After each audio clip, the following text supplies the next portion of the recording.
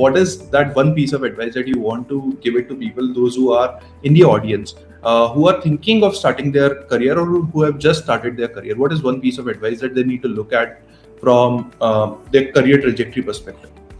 I think one simple thing which I'm going to tell everybody who's looking to start their career is absolutely follow what I talked about, right? Being impatient, being passionate about what you want to do, and get up a domain skill, keep learning, keep growing. But while I've already made those points, one point which I will add further to that is always understand that what you do in your career always has to come second. Number one has to be something else. And I'm not the one who can define you what your number one is.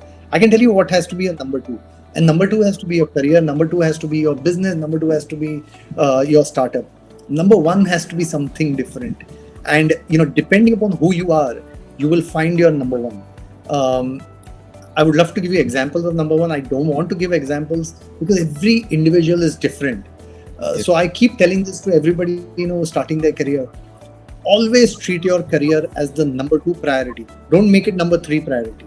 Always make it your number two priority. And be sure you have a number one priority, which is different to your career or to your business. Got it. Amrish, if you can give an example of one or two number ones that you can think of, like not specifically from your perspective, but in general. Look, I'll give you the most easiest one, which everybody knows. But again, that's why I'm not saying that you should make that. But in some cases, it could be your family. In some cases, it could be your country. In some cases, it could be a leisure activity like sport. There is community service which could be a number one priority.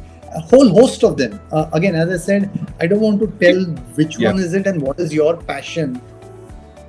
But understand that your individuality is much more important than what you just do in your job life. We all work very hard in our education and in our study life, and had great careers.